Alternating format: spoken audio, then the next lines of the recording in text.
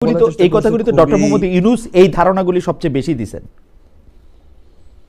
আমি একদম নিরপেক্ষভাবে বলি, ডক্টর মোহাম্মদ ইউনূস এই ধারণাগুলি সবচেয়ে বেশি দিচ্ছেন। ডক্টর মোহাম্মদ ইউনূস বারবার বলছেন যে এটা মানে এই ধারণাগুলি এবং উনার ব্যর্থতার দায় উনি শিফট করছেন আপনাদের কাঁধে। উনি ইশাককে মেয়র হইতে দেন নাই, এটা উপদেষ্টা পরিষদের সিদ্ধান্ত, সেই সিদ্ধান্তটা চাপাইছেন হচ্ছেন আসিফের ঘাড়ে। আমি একদম স্পষ্ট এটা বলতে পারি। Okay, let history speaks. Speak but হিস্ট্রিটা আসবে কোত্থেকে?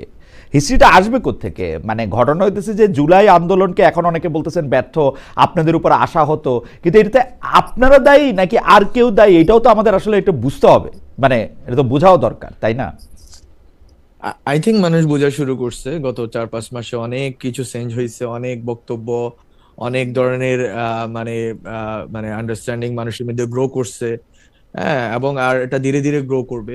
এখন আমরা যদি সব মানে এটা যখন আমরা ব্যাখ্যা দিব তখন মনে হবে যে আমরা বলছি, কিন্তু আমরা যখন ব্যাখ্যা না দিয়ে যখন ইতিহাস ব্যাখ্যা দেওয়া শুরু করবে, রিয়েলিটি ব্যাখ্যা দেওয়া শুরু করবে, যখন সোসাইটির different segments and different realities ব্যাখ্যা দেওয়া শুরু করবে, I think that would be convincing. আরেকটা কথা বলি যে বলা হয়েছিল যে ইউনূস সরকার ক্ষমতা আসার পরপরই তার উপদেষ্টারা তার ব্যাংকের যে স্টেটমেন্ট আগে কি ছিল পরে ছিল সেগুলি প্রকাশ করবে, সেগুলি যে প্রকাশ করা হয় নাই। আমাকে কয়েকজন উপদেষ্টা পার্সোনালি বলছেন যে তারা কিন্তু সেই স্টেটমেন্ট বা তাদের আয় ব্যয়ের হিসাব তারা দিছেন, তারপরও ডক্টর ইউনূস যে এটা প্রকাশ করলেন না, এইটার একটা কারণ কি আপনারা বাধা দিচ্ছেন ছাত্র উপদেষ্টারা? কারণ যেহেতু আপনাদের অনেক টাকা বাড়ছে। না, আমাদের কোনো টাকা বাড়ে নাই। আমি জানি না টাকা বাড়ার কথা কারা বলতেছে, কি বাড়তেছে। আমার বাড়ে নাই, অন্তত আমি ব্যক্তিগতভাবে বলতে পারি। আরেকটা হচ্ছে আমার স্টেটমেন্ট কিন্তু জমা দেওয়া আছে, আমি গভর্নমেন্টে থাকি, কিন্তু গভর্নমেন্ট এটা প্রকাশ করে নাই। কারণটা কি তাহলে? কারা এটা আটকাইলো? I don't know about this, but আমি ক্যাবিনেট ডিভিশন আমাদের জমা দেওয়ার কথা, আমার জমা দেওয়া আছে আরো, আই থিঙ্ক এটা জুলাই আগস্টের দিকে জমা দেওয়া আছে, if I am not wrong, but এটা জমা দেওয়া আছে। এবং আমারটা তো ক্লিয়ারলি আই হ্যাভ ডকুমেন্ট যে আমার কাছে কত টাকা আছে, and I can show it, but not for public, but for right. any inquiry, right. কিন্তু এইটা জমা হচ্ছে না, এটাই হচ্ছে মানে এটা প্রকাশ হচ্ছে না, এটা হচ্ছে পাবলিক।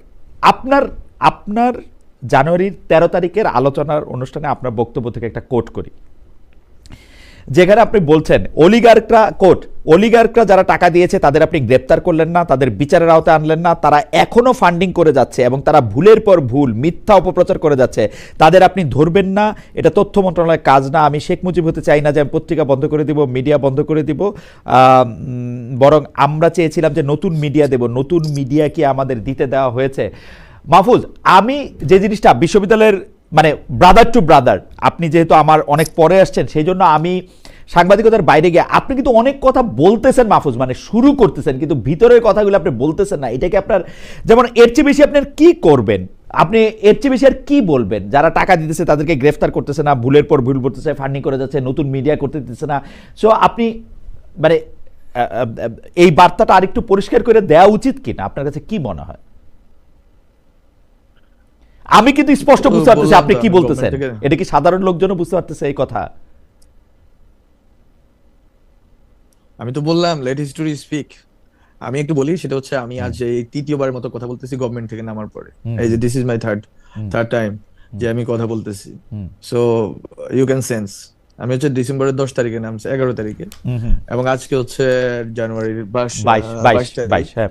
আমি মাত্র তিনটা পাবলিক স্টেটমেন্ট মেক করছি। এখন this is the third time I am making one, so another one. So basically আমি তো বললাম ইতিহাস, বাস্তবতা এবং মানুষের অনুসন্ধিৎসা সবকিছুই এটা নিয়ে আসবে সামনে। আমি বরং মাহফুজের কথাগুলি একটু অস্পষ্ট শোনা যাচ্ছে। মাহফুজ যেগুলি বলতেছেন বা বলছেন, আমি মাহফুজ আবার কোট করি। মাহফুজ বলতেছেন আমাদেরও তো এই বাংলাদেশে থাকতে হবে। Mahfuz, correct me if I am রং, আমি মাহফুজকে কোট করতেছি, কোট, আমাকেও তো এই বাংলাদেশে থাকতে হবে, আমাকেও তো এইখানে এই এত শত্রু পরিবেষ্টিত এত কম্প্রোমাইজিং এলিমেন্টের সামনে কোনো সাহসী ভূমিকা রাখা কঠিন। আমি যতটুকু সাহস দেখাতে যাব ততটুকুই বলা হবে যে উনি ব্যর্থ। ব্যর্থ এজন্যই কারণ হচ্ছে এখানে যদি রাষ্ট্রের আরও অন্যান্য অঙ্গ আমাকে সাপোর্ট না দেয়, যদি দালালি করার অভিযোগে যাকে গ্রেপ্তার করা হচ্ছে সে যদি হাইকোর্টে দাঁড়িয়ে আবার দালালি করার সুযোগ পায়, এটা তো আমার দায় না। আমার মনে হয় যে আপনি এক একটা বক্তব্যে অনেকগুলি পক্ষের দিকে আসলে আপনি আঙ্গুল তুলছেন। এখন আপনি বলতেছেন যে হিস্ট্রি নিশ্চয়ই নির্ধারণ করে দিবে যে কার কোনটা কখন কিভাবে রোল ছিল। আমি আবারও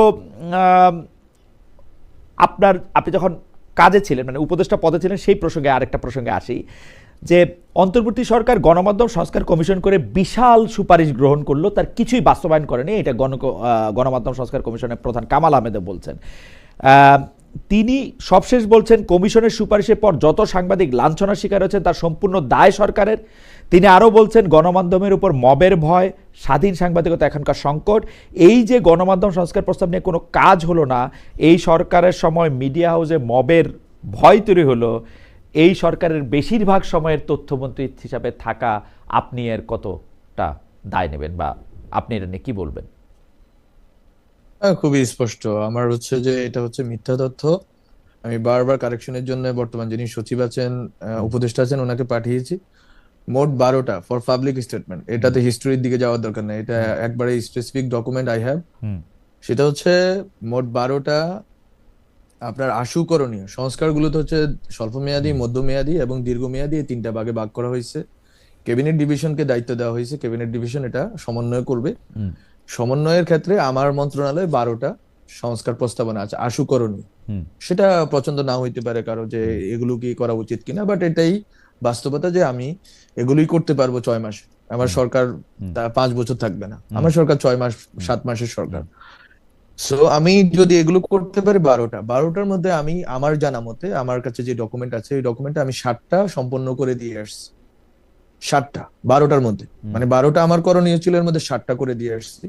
আর বাকিগুলোর জন্য সবগুলো পেপার প্রসেস আমি করে দিয়ে আসছি সবগুলোর জন্য। এবং আমি আপনি তো নিজেই বলতেছেন যে 4 মাস আপনাকে কাজই করতে দেওয়া হয় নাই, কারণ কামাল আহমেদ সাহেবের না আমি একটু বলি। এই 4 মাস যে কাজ করতে দেওয়া হয় নাই, দেখেন সাংবাদিকতা সুরক্ষা আইন যেটার কথা কামাল ভাই বলার চেষ্টা করতেছেন, আমি আরেকটা মানে একটা বক্তব্য কারেক্ট করে দিই। সেটা হচ্ছে আমার আমলে, মানে আমি যে সময় ছিলাম ফেব্রুয়ারি 28 টু ডিসেম্বর 11, এই সময়ের মধ্যে কোনো মিডিয়া হাউসে মব হয়েছে এটা আমাকে দেখান। Not a single one. If I am not wrong. Not a single one. And the first one to call, not the advisors, if I am not wrong, not the advisors, first one to call Mahfuz Anam, Matiur Rahman and others, যারা আক্রান্ত হয়েছেন তাদের, that was me. The person who went to Daily Star thrice. তখন তার আপনি উপদেষ্টা না, আমি দায়িত্বে, তখন আপনি দায়িত্বে ছিলেন না। আমি উপদেষ্টা না, but again I feel আমার এই দায়িত্বটা আছে যে আমি যেহেতু সাবেক তথ্য উপদেষ্টা, একই সাথে আমরা জুলাই অভ্যুত্থানের পক্ষে, এবং এটা একটা স্যাবোটেজ হচ্ছে অভ্যুত্থানের বিরুদ্ধে। শহীদ ওসমান হাদির রাজনীতি, শহীদ ওসমান হাদির যেই শাহাদাত, এই জিনিসটাকে লঘু করার জন্য এই যে একটা অপচেষ্টা সবাই মিলে করলো, কারা করলো এগুলো বললাম, history, let history speak. But the thing is, আমরা গেলাম, আমি 2:30টায় গেলাম, ঢুকার চেষ্টা করলাম, চারপাশে এত মব, আমি ঢুকতে পারলাম না, গাড়ি নিয়ে আবার আসলাম বাসায় এসে আবার বললাম যে ঠিক আছে এবার একটু বেশি পোলাপান নিয়ে চলো। তো গেলাম, নুরুল কবির ভাইয়ের সাথে কথা হইলো যে ভাই আমি আসতেছি, আপনি সমস্যা আপনারা থাকেন, আমরা চেষ্টা করতেছি, কেন কারো প্রবলেম হবে না। তো আমরা গেলাম, আরেকবার গেলাম, তখনও ঢুকতে পারলাম না। তখন আমি আনন্দ সিনেমা হলের সামনে থেকে আমাদের এই যে আমাদের নাহিদ, আসিফ, নাসিরউদ্দিন পাটোয়ারি, ওনাদের সবাইকে ডাকলাম যে আসেন আপনারা সহ সবাই মিলে ঢুকি, আমি একলা গেলে আক্রান্ত হওয়ার সুযোগ আছে। এবং আমাকে তখন নাহিদ বললো ভাই আপনি যাইয়েন না, কারণ আপনাকে টার্গেট করবে, যে মব আপনাকে টার্গেট করবে, they don't like you, so everyone knows they don't like me, so okay, so attack অ্যাটাক করবে। আমি বলছি নো, সমস্যা নেই, তোমরা আছো, আমি যাই। সো আমরা তো গেলাম, এখানে তো অন্য কোনো রাজনৈতিক দল, রাজনৈতিক শক্তি, ইভেন গভর্নমেন্টের কোনো দায়িত্বশীল ব্যক্তিকে আমরা দেখলাম না ওই রাত্রে। আমাদের তো এই রিস্ক নিয়ে আমরা গেলাম। সো আমরা এই দায়িত্বটা বোধ করি, এই দায়িত্বটা থেকে আমরা যা যা করেছি, এটা আমি, অনেকে বলে যে ফেসবুকে লেখেন না কেন, কিছু বলেন না কেন, ফিয়ার করেন না কেন, I don't have any fear team and I want to have any. আমার দরকার নাই। বরং আমি ওই টাকা আমি হচ্ছে যে বসে বসে এখনো রিসার্চের কাজ করি, ওই রিসার্চের কাজে আমার যদি 2 টাকা আমার থাকে, ওইটা ফিয়ারের চেয়ে বেশি আমার আগ্রহ হচ্ছে রিসার্চের কাজ করা, লেখালেখি করা, গবেষণা করা, ওখানে আমার আগ্রহ। So what ever the thing is, এই পুরা জিনিসটাকে, এই দায়িত্বশীলতার জায়গাটা, যে কামাল ভাই বলছেন 3টা ইস্যু সংস্কার, 7টা আমি করে দিয়ে আসছি, আর 5টা অনগোয়িং ছিল। ওয়ান।